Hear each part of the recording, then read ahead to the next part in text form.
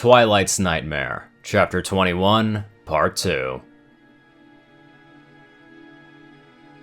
Luna seeped out of the shadows into her sister's richly appointed office, placing a golden tome dramatically on the desk as she sat down opposite her sister. Good day, Luna. Luna looked back at the book before her.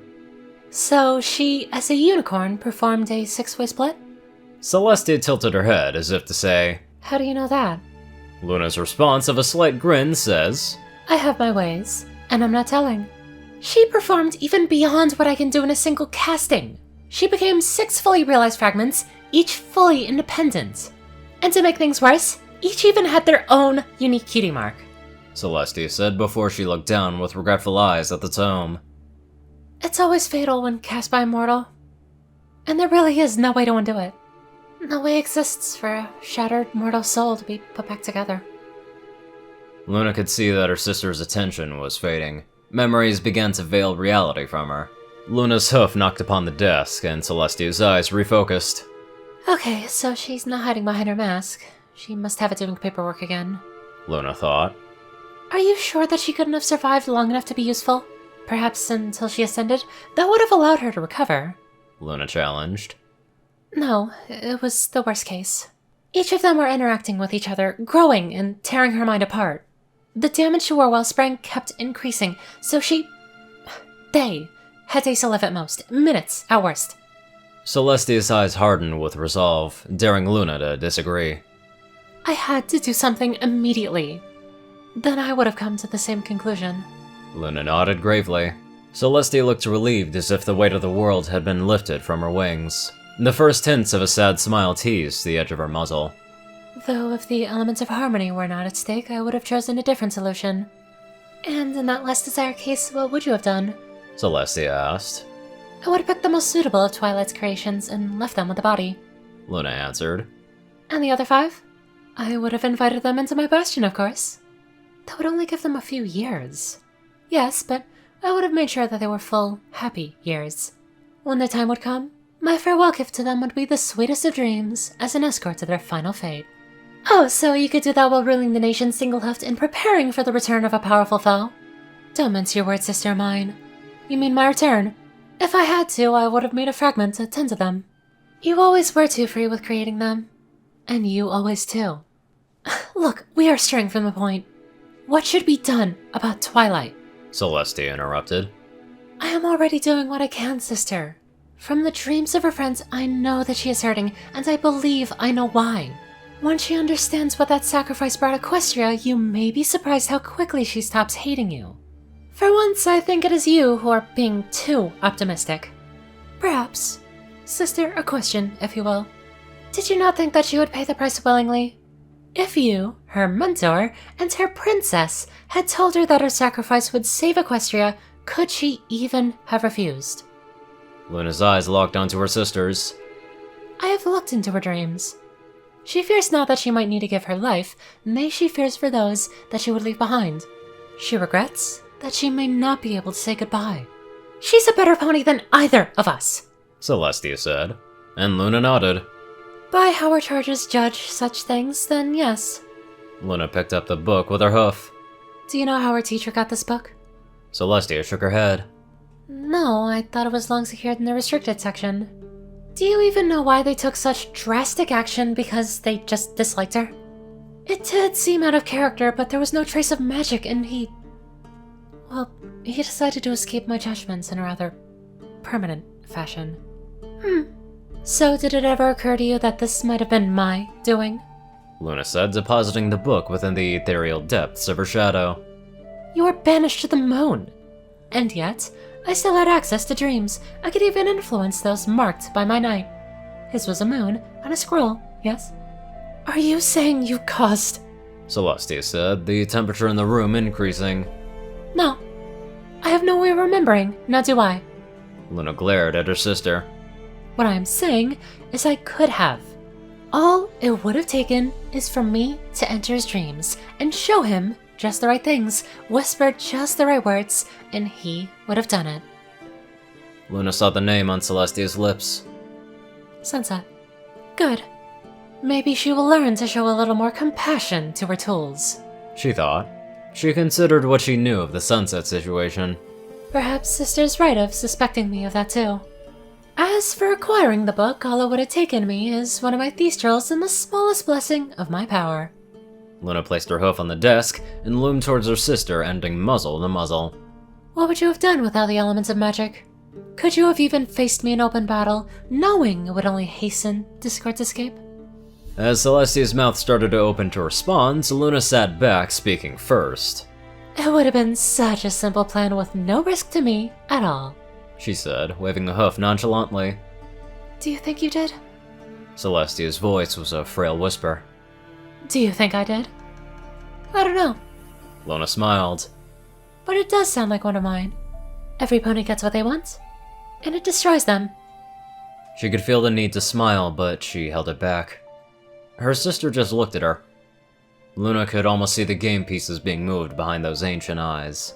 The teacher got to run that silly little test, and Twilight's wish for a new way to impress you, granted. And finally, the icing on the cake, you got the proof that Twilight was the most powerful unicorn ever. You had found the one fated to be the alicorn of magic. Luna let her power darken the room for just an eye blink. Every pony got what they wanted, but only I won, she said, letting a hint of a purr into her last three words. Luna thought better of showing her fangs off because that would probably be pushing it a little bit too far. It seemed like Celestia was shaking with both fear and anger.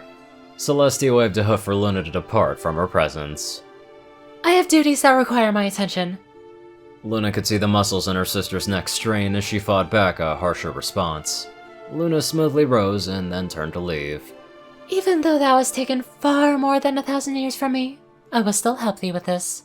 Because despite myself, I still love thee, sister. Even without looking back, Luna knew her sister's anger had just evaporated. Sleep well, sister of mine. For once, I have a party to go to, and they even told me the perfect gift to bring, she thought, a smile crossing her muzzle. And this gift will do more to mend my friend's heart than you ever could. Getting Twilight's parents and Spike to attend had only taken one word. Twilight. It always did her mood a world of good being around her ponies, those with marks dedicated to her knights, to know that Twilight came from such a line. Luna sincerely hoped that she hadn't been responsible for her first incarnation's death. So why is the first thing we hear about Twilight being back is this invitation? Spike asked Nightlight and Twilight Velvet, rushing around to make ready to depart. There was only one answer that couldn't really be questioned. Pinkie Pie, I assume. It wasn't really a lie. Luna had made a choice to only send Shining and Cadence because of the chance of conflicts breaking out, especially if Celestia had returned last night, so if it weren't for the invitation, she would have left it to Twilight to reach out to her family. Once every pony was ready, Luna spoke to them. Be mindful with your daughter. She has endured much. Her flesh may have mended, but her spirit still has a longer journey. It would be most unwise to press her. A single teleport had taken all of them to just outside Twilight's home. The choice of an unburdened wellspring. Oh, that would have set Sister Dearest back more than a month, and that's not even an hour's worth for me, Luna thought with relish. Luna took her first step towards the door. A surge of magic rippled ahead of her, a magenta aura almost ripping the doors from their mountings. Mom! Dad! Spike! Twilight cried out, her aura pulling the three to her as she embraced them. A few tears fell from her eyes. I see my contribution to this event is appreciated, Luna said, smiling. Her heart warmed, knowing how much this meant to her friend. Twilight nodded, gratitude clear in her shimmering eyes. A flick of her wing granted Luna permission to enter. Luna nodded back, accepting, advancing into the crowd. Walk with me, she mentally sent to Cadence, who moments later followed. Both of them were more than practiced enough to navigate the crowds, meeting and greeting as needed, small talk escaping their lips as easily as air. As far as any pony else would be able to tell, there would be no hint of their mental conversation, only just two alicorns gracing this party. Auntie, do you know what Celestia did to Twilight? Cadence sent. I do. How could she? Look, it was either 6 doomed minds or all life that required the light of the sun to survive. How could she not? Cadence halted walking and looked at her. Luna continued. The crown. It's never an easy burden, and you will find your own challenges. I just hope that they're kinder to you than my sisters were to her. Cadence took a steady breath. She left a fucking mess! Luna nodded. And cleaning said mess falls to us. She hurt Twilight a lot. The ponies that care for her are the only thing keeping her from doing something rash. Then it is good that you are here. Have you learned anything about Manhattan? Yes, it was a trap. Cadence's gaze hardened. Luna could feel the extra power in her hoof falls, the earth pony magic pulsing through the ground. She was... just... look. Cadence sensed, offering to let Luna look deeper into her mind. Luna accepted, gently peering into Cadence's mind, seeking what she was recalling. She noticed the thickness and new potency to Cadence's mental defenses, but formed no words in her mind, not wanting her to overhear. A scroll read in a wooden room. All of the details were on the scroll, so that was what Cadence wanted to show her. As Luna read, anger built within her, rage filling her mind. This was no mere attack. They butchered her like a griffin cuts their meat. Luna thought, with enough force to make Cadence recoil. When I get my hoofs on them, calm down, Auntie. Cadence interrupted, poking her with a wingtip. Luna could feel the flares of alicorn power coming from both Cadence and herself. Impressive and quick thinking, counteracting my emanation with your own. She took a deep breath to calm her emotions, covering them with the cool of her night. Twilight is made of stronger stuff than I thought if she could go through all of that and still write that report. Cadence's wings repositioned, clearly hiding a shudder. Luna then removed some of the ice from her mental tone. Are you faring well? Other than residue built up in my horn, I'm fine, Auntie. I was wondering how you were dealing with that now that you're in the Empire. Would you be able to help? Of course. Should you not seek my sister's aid as normal? She has never done anything about it. It was Luna's turn to pause. She told me that she was taking care of it. Is this seriously another thing that she didn't teach her diplomat? Cadence nodded. I only just found out that's why my horn hurts when ponies teleport near me. Luna wrapped a wing over Cadence's back. Then once we're done here, I will tend to you, and I challenge you not to enjoy it. Excuse me, Auntie, I think Twilight's going to need me. Cadence looked over to her sister-in-law. Twilight's eyes fixed on Cadence, so Cadence headed over toward Shining Armor. Twilight's horn lit as it gathered power. Luna nodded and moved to where the younger ponies were playing. She felt the pulse of magic as Twilight teleported herself and her parents right next to Cadence. Using her magic, Luna enhanced the games that Pinky had set up, animating parts, adding illusions, and drawing on her memories of the dreams of the young ones to make sure that they had a good time.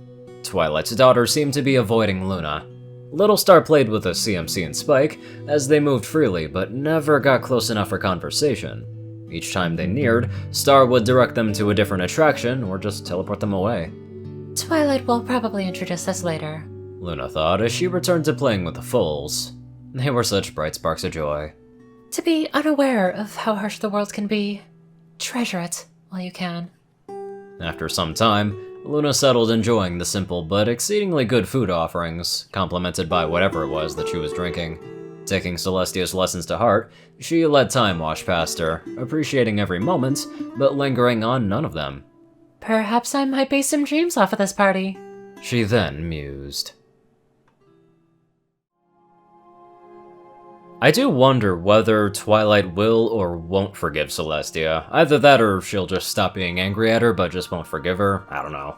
I suppose we'll have to find out later on. Now let's get on to our blessed donators. Top donators, Dash of Evergreen, Peter Coulthard, J Tinman, Darkside, and Ponyman. Courier Crucii, Strix, Delta Omega, Runescythe 9852, Dospo, Rhynie Dragonwolf, Hunter Norman, Austin Roland, Secret Moon, Tall Russia, The Toilet Snake, Sword Brethren Mordred, Cerberus, Goulash Eating Hazar, Ronin Wandering, Enderai 63, Theodore Peck, Starlight Glimmer, Squiddy Boy, David E. Sanchez, Soul Dragon, Gaggy, Trey, Shadow Drake, Joe Piercy, Alex F., Rainbow Dash, Teal'c Anderson, TV Killer, John Becker, Leon Reynolds, Raven Speedster, Zach Raquel, Mr. ECU, and Leslie Prickett. Thank you all so much for watching this video, and live life to the fullest.